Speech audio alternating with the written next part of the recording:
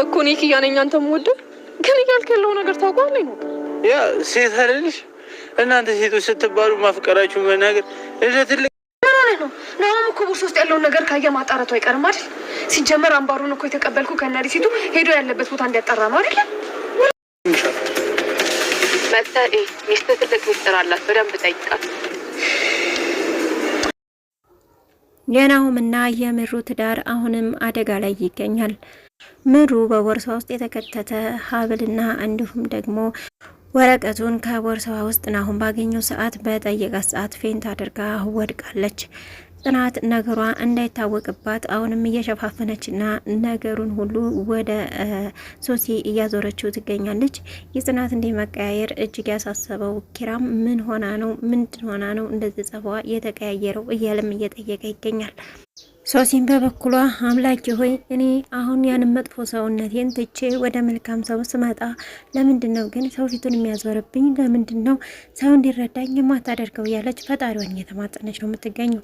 ሰላም ጤና ይስጥልኝ ውድና የተከበራችሁ ተመልካቾቼ እንዴት አላችሁ? እግዚአብሔር ይመስገን በጣም ደህና ነኝ። በያላችሁበት ሰላማችሁ ይብዛ እያልኩኝ ለዚህ ቻናል አዲስ ከሆናችሁ ሰብስክራይብ እያደረጋችሁ ቤተሰብ ሁኑ፣ እንዲሁም ላይክ ሼር እያደረጋችሁ አበረታቱኝ።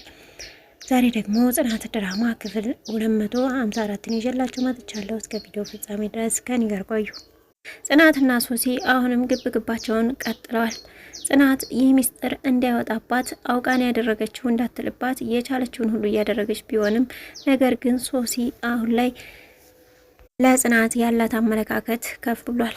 ጭራሽ እስከ መምታትም ደርሳ ነበረ። ኪራ ደርሶ ባያገላግላቸው ኖሮ ምናልባትም ሊጎዳዱ ይችሉ ነበረ። አውቃ እንዳደረገችው ጽናት ታውቃለች። ሶሲ ግን አሁን መናገር አትችልም። ለምንድን ነው እንደዚህ የምትሆኑት እያለ ይገኛል። ኪራም ግራ ተጋብቷል።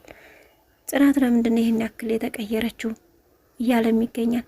እኛ ቤት እስከታመመች ድረስ እኛ ቤት መንስኤ ስለሆነ ድረስ እኛ ቤት ታክማ ነው መሄድ አለባት እያለም ነው። ጽናት ግን እዛ መቀመጧን አልወደደችም። ምክንያቱም ጽናት አውቃ ነው በርበሬውን ያደረገችው ብላ እንዳትናገርባት ፈርታለች። ይህ ነገር ደግሞ ከወጣ ምናልባት ኪራ ምን ሊለኝ ይችላል እያለችም ትገኛለች። እንዲሁም ደግሞ በሰው ዘንድ በሙሉ አረ ጽናት እንኳ ይህን አታደርግም እያሉ ነበረ ሲፈርዱ የነበሩት። እነ ቅዱስም እነ ናሁምም ይህን ነገር ማን ያደርገው ይችላል ኪራ እኮ አሁን በጣም እየተጨናነቀ ነው ብለው ስለ ጓደኛቸው ቢጨናነቁም ነገር ግን ሊያውቁት አልቻሉም። ጽናት ግን ይህን ነገር እንደማታደርገው ነው ያሰቡት። ጽናት ግን ትዳሬን አከብራለሁ፣ ትዳሬን አስከብራለሁ፣ ባሌን ይዤ እቀመጣለሁ ብትልም ነገር ግን ሶሲ አሁን ላይ የባሰ ጠላት ነው የሆነችባት። ምክንያቱም ከዚህ በፊት ደህና ሰው ሆና ተመልሳ ነበረ። ዛሬ ላይ ግን እልህ ተያይዛለች። ምክንያቱም እኔን እንዳልናገር ያደረገችኝ እሷ ናት፣ ስለዚህም አለቃትም እያለች ነው የምትገኘው። ሶሲ ወደ ራሷ ተመልሳ ቢሆን ነገር ግን ጽናት አሁን ላይ የባሰ ክፉና እንዲሁም ደግሞ በትዳሯ ላይም ሌላ መንስኤ ነው የጫረችው። ናቲ አሁን ላይ ለቲና ያላትን ፍቅር ገልጾላታል። ከዚህ ቀደም ለቅዱስ ፍቅር እንደያዘው ገልጾ ቢሆንም ዛሬ ላይ ግን ለራሷ ለቲና እንደሚወዳትና እንደሚያፈቅራት ነው የነገራት።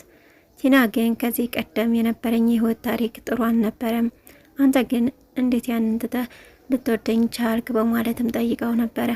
ናቲም ያ ያለፈ ህይወትሽ ነው፣ ያንን ህይወትሽን ደግሞ አለመርሳትሽና እንዲሁም ደግሞ በዛ በህይወትሽ ያንን ህይወት ላለመድገም ማሰብሽ እጅግ ትልቅነት ነው። እኔ የምወድሽ ዛሬ ላይ ያለሽውን ነው፣ ያለፈው በቃ አልፏል በማለት ነው እንግዲህ ናቲ ለቲና ፍቅር የገለጸላት። እንዲሁም ደግሞ ከቤት ወጣ አድርጎ ጁስ እየጋበዘ ነበር ያዝናናት።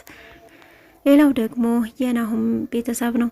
የናሁም ቤተሰብ እንግዲህ ትዳራቸው አሁንም ሌላ መንስኤ ጭሮባቸዋል። ከዚህ በፊት ልጅ ነበረች። የልጇ ነገር ሲፈታ አሁን ደግሞ የልጅየዋ እናት መታባቸዋለች።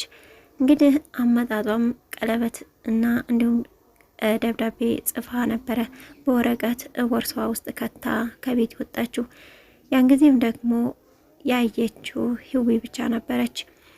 ያን ነገር ግን ዛሬ ናሁም መድኃኒቱን ሰጂ በማለት ሊሰጣት ሲል ቦርሴ ነው ብትለውም ናሁም ከቦርሳ መድኃኒት ሊያወጣላት ቦርሳዋ ሲገባ ነበረ ወረቀትና ሀብሉን ያገኘው። እንዲሁም ደብዳቤውን እሱ ቀድሞ ነበር ያነበበው።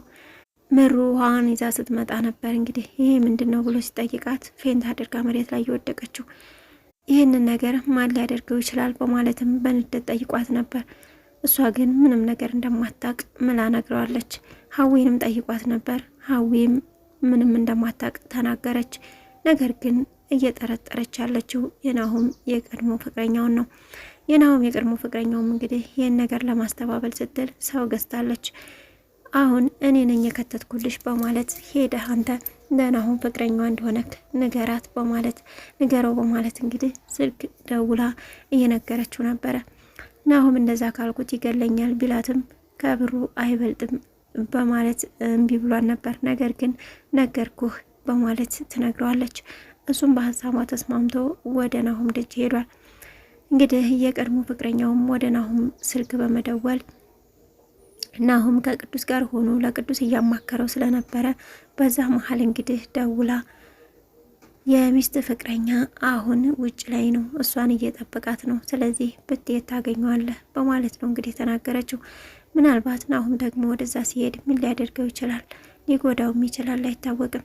በሌላ በኩል የነ ኪያ ፍቅር ነው። ኪያ ከባለፈው ወዲህ እንግዲህ እንዳልተገናኘችው ቢሮም ስሬት ሆና ጥሩ ምላሽ ነበረ የመለሰችለት። ዛሬ ግን እሱ በመጠጥ መሀል ያለችውን እያስታወሰ ራሱን ይጸጽታል። ለምንድን ነው ግን ይቅርታ ያላልከው? አንተ እኮ በዳይ ነህ፣ አንተ ደግሞ ከሳሽ ነህ።